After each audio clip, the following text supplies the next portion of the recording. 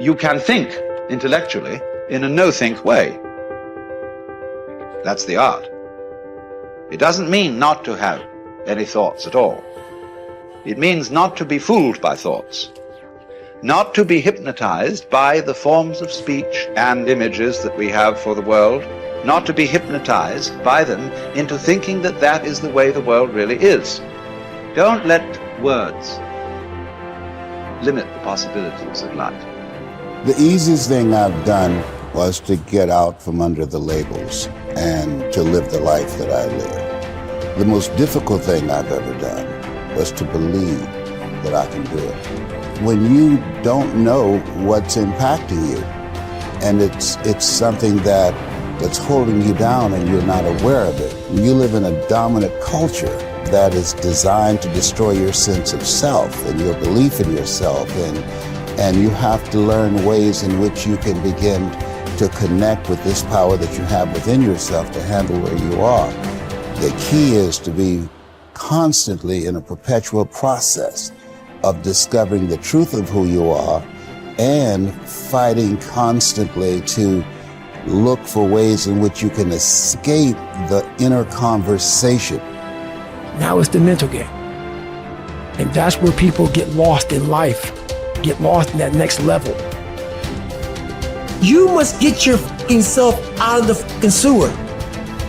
No one's coming in the fucking sewer to get you. It's dark, it's nasty, there's rats down there. It's your brain. You are the only person that can pull yourself out. The easiest thing in the world to do is to complain. The easiest thing in the world to do is to be negative. It takes work to have a perspective that see things on the right side of the coin. You gotta fight for that. It takes work to show up every single day, and when things are not playing in our favor, to say, you know what, man, I'm gonna still show up, and I'm gonna give everything I got to it because I value what I'm a part of. It takes work to have the right perspective. Turn off things that can contribute to your fear. Turn a deaf ear to people that all they can do is talk about how negative things are because they have bought into the consciousness of the world. Start attending workshops, seminars, listening to tapes on a daily basis to begin to recondition your mind, to retrain your thinking. Faith comes by hearing and hearing and hearing. Listen to things that can empower you, that can enable you to create a new reality for yourself and a new life for yourself. Develop the interior core where it doesn't matter if people call you crazy. One of the things limiting you from your income, your impact, a world-class life. You care too much about what people think about you. Everyone has an opinion. Why let the opinions of other people deny you from a life that will make history? If you are distressed by anything external, the pain is not due to the thing itself, but to your estimate of it. And this you have the power to revoke at any moment.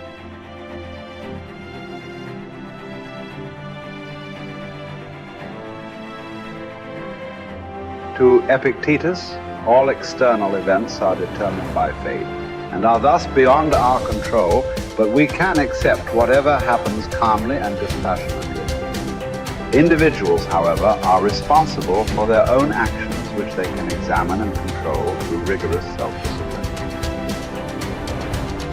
Suffering arises from trying to control what is uncontrollable or from neglecting what is within our power.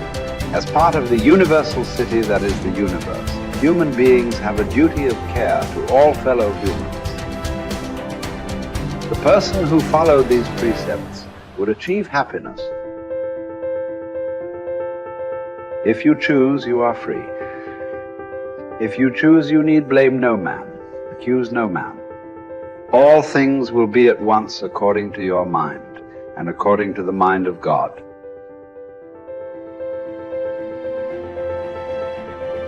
Richard Wright said it best. He said, the impulse to dream has slowly been beaten out of me through the experiences of life.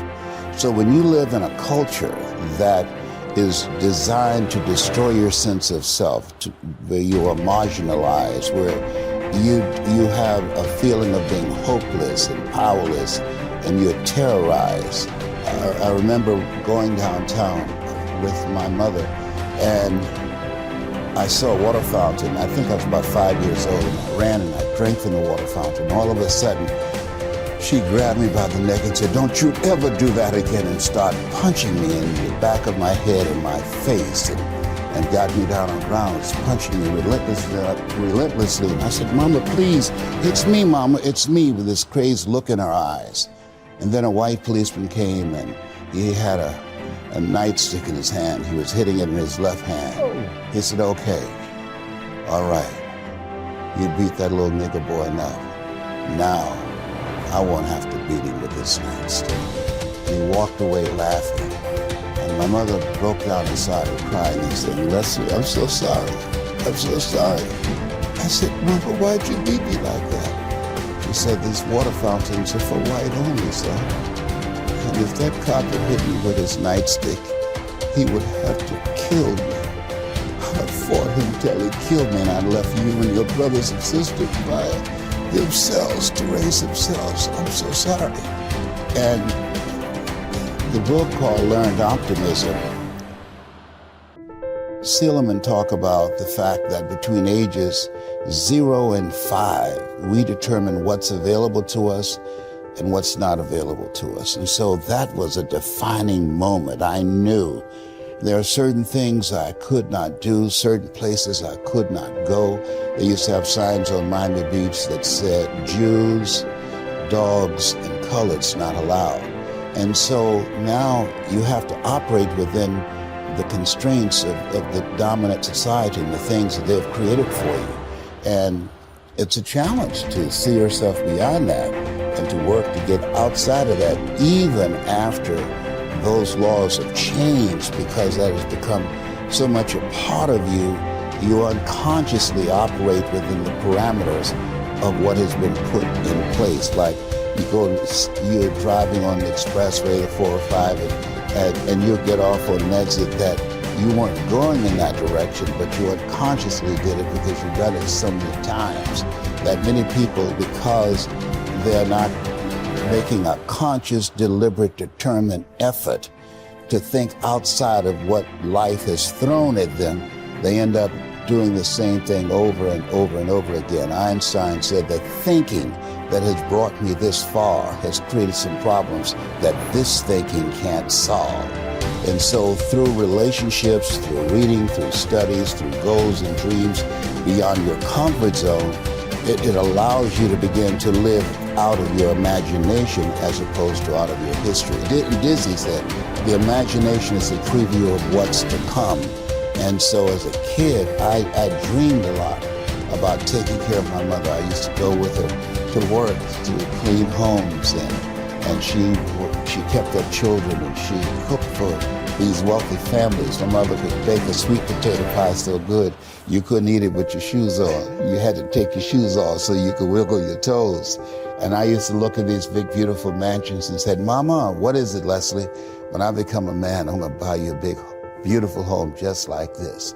"Oh, you don't have to do this." I said, "I know, but you didn't have to adopt us either." And you did. And so I'm here with you because of two women. One gave me life, the other one gave me love. God took me out of my biological mother's womb and placed me in the heart of my adopted mother. And because of her example and my love for her and the passion that I felt in my heart, I've got to do something to make her proud. I've got to do something to put myself in position to be able to take care of her. That drove me. Nietzsche said, if you know the why for living, you can endure almost anyhow.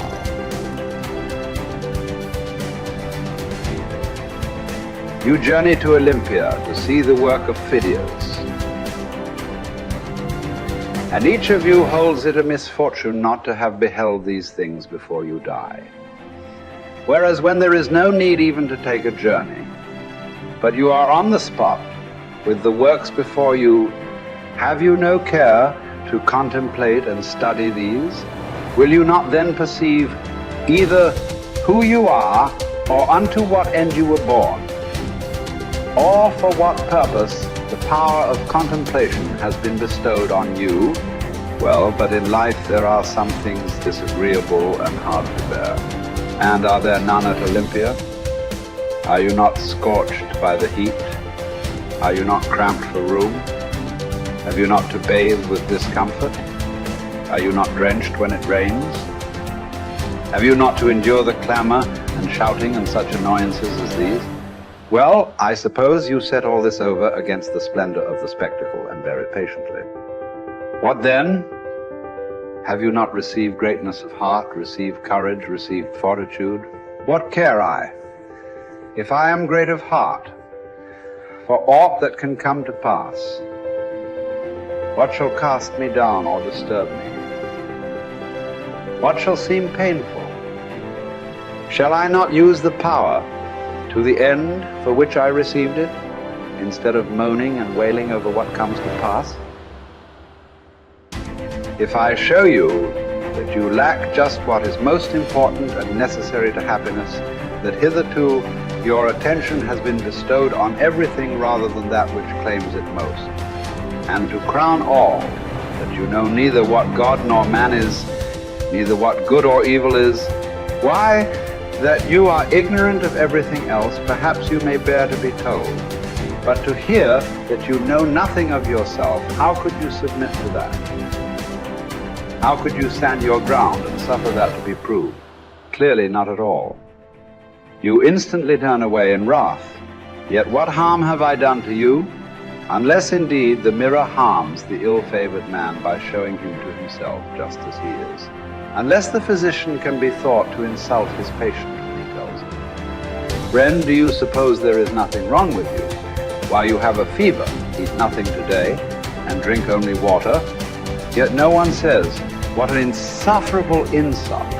Whereas if you say to a man, "Your desires are inflamed, your instincts of rejection are weak and low, your aims are inconsistent, your impulses are not in harmony with nature, your opinions are rash and false," he forthwith goes away and complains that you have insulted him.